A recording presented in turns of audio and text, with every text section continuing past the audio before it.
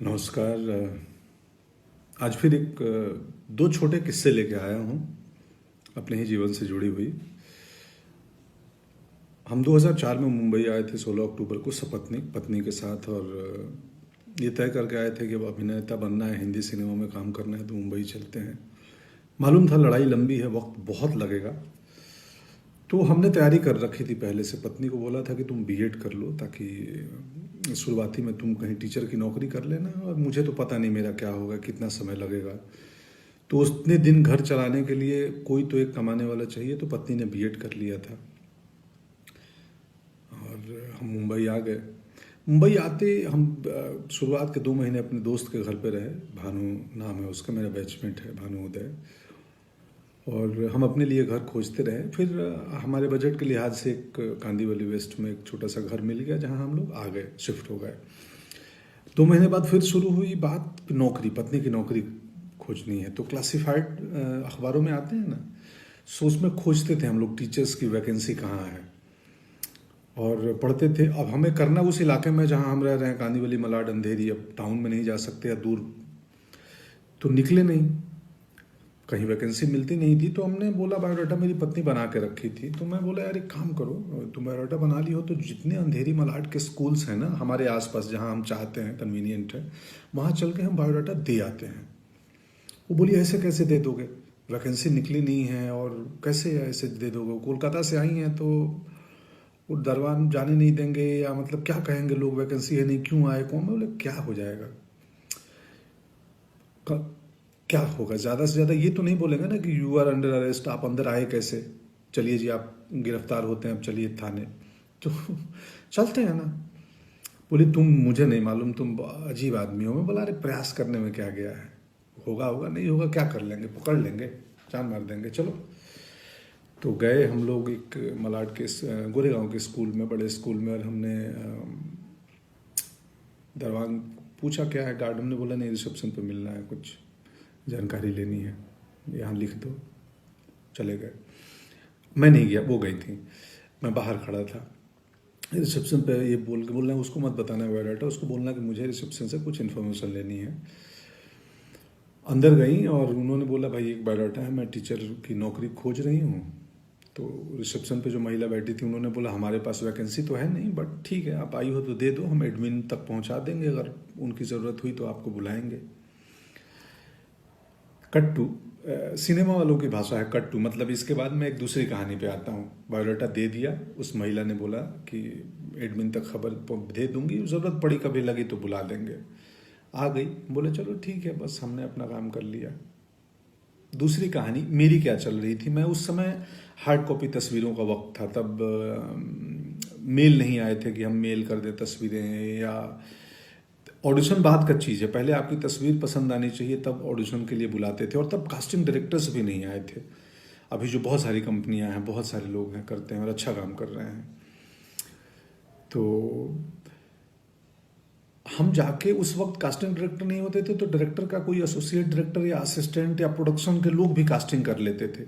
और तब कास्टिंग मतलब बहुत छोटे छोटे रोल्स में नए एक्टर को लिया जाता था, और जो भी एक सेट पैटर्न था, ये हीरो, ये हीरोइन, ये विलेन, वकील, तो इंस्पेक्टर भी सेट थे। तो 2004-5 की बात है ये। तो मैं जाता था दफ्तर में, दरवान रोक दे, कहीं बड़ी कंपनी किसी फिल्म ऑफिस में गया, तो मैं बोलता था कि यार मेरे को बोला किसने बुलाया है, मैं बुलाया नहीं, मेरे को ईश्वर जी भेजे हैं कि वो राहुल, रवि, जो भी नाम है उस एसोसिएट की, उनसे मिलना है, ईश्वर जी भेजे हैं। बोला अच्छा।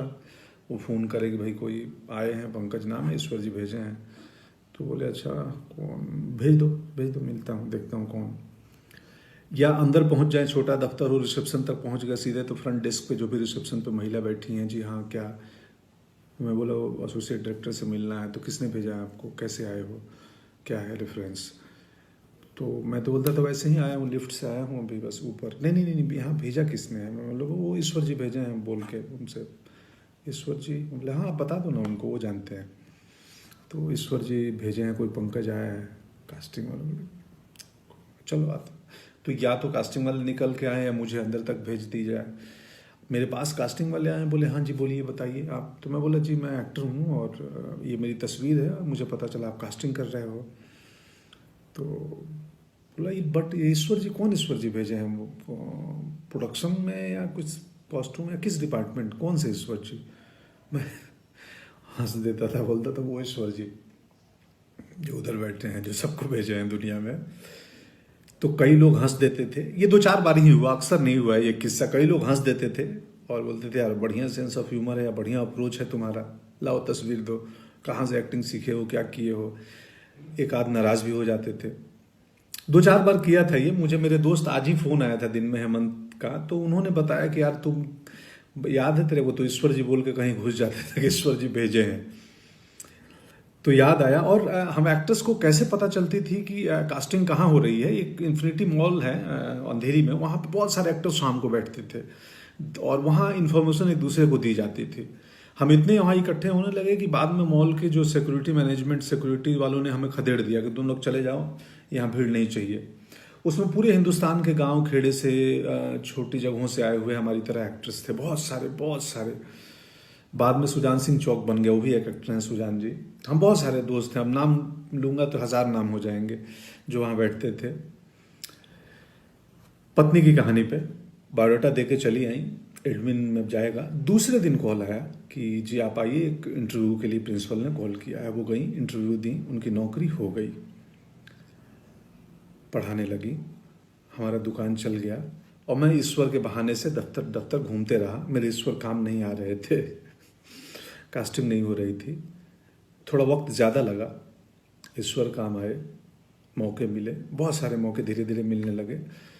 गैंग्स ऑफ वसेपुर पहला मौका था जिसमें मुकेश ने, तब तक कास्टिंग डायरेक्टर आ चुके थे और तब तक वो पैटर्न ख़त्म हो गया था कि किसी भी बहाने एसोसिएट या असिस्टेंट तक घुस के अपनी तस्वीर दे दो या इंट्रो दे दो कि जी मैं एक्टर हूँ। तब तक प्रोफेशनल माहौल बनने लगा था। गैंग्स ऑफ वसेपुर में मुकेश कास्टिंग, उसके पहले अभिमन्यु रे थे यशराज में, वो कास्टिंग कर रहे थे। तो कास्टिंग डायरेक्टर्स का चलन हो गया था। हनी भाई आ गए थे, जोगी भाई आ गए थे, ये सब कास्टिंग डायरेक्टर्स हैं। बाद में अभिषेक की कंपनी आई। सो बहुत सारी अभी कंपनियां हैं कास्टिंग की काम करती हैं बॉम्बे में। सो पत्नी की नौकरी लग गई और मेरे ईश्वर कुछ सालों बाद काम आए और जब प्रोफेशनल हुआ माहौल तो हमें काम मिलने लगे। और बाद के दिनों में अब तो इतने ज़्यादा काम मिलने लगे कि घर पे किसी एक को रहना ज़रूरी है, मेरे और पत्नी में से। तो पत्नी को स्कूल की नौकरी कुछ साल पहले छोड़नी पड़ी और अब वो घर चलाती हैं, मुझे मैनेज करती हैं, हमारे बाकी बिजनेस को मैनेज करती हैं। ये है किस्सा। कुल जमा बात इतनी है कि प्रयास नहीं छोड़ना चाहिए। हम किसान परिवार से आए हैं। किसान एक बीज डालता है ज़मीन में और डालने के बाद उसको मिट्टी से ढक देता है। उसको मालूम है कि इसमें वक्त लगेगा। मेरा काम है फेवरेबल कंडीशन देना, इसको वक्त पे पानी देना, वक्त पे धूप देना, खाद देना, आसपास घास आ गए, कचरा आ गया, सफाई करना। ये एक दिन पौधा बनेगा और फिर फलाएंगे। इसमें धीरज बहुत बड़ी चीज़ होती है। आप जिंदगी में जो काम करना चाहते हो, कोई भी काम छोटा नहीं है, कुछ भी, मतलब आप किसानी में भी कमाल कर सकते हैं, आप कहीं पे भी कर सकते हैं। खैर, शुक्रिया, आज का किस्सा इतना ही। Thank you so much. Corona से डरना नहीं है, लड़ना है। लॉकडाउन को गंभीरता से पालन करें और बाकी उपाय हमें मालूम ही है। हाइजीनिक मेंटेन करें, एक फिजिकल डिस्टेंसिंग मेंटेन करें, अगर ज़रूरत हो एसेंशियल चीज़ों के लिए बाहर निकलना पड़ रहा है तो। और बस यही है। शुक्रिया। आप सबको बहुत सारा प्रेम और स्नेह, और पूरी दुनिया खुशहाल रहे, ऐसी कामना है प्रभु से। जय हिंद।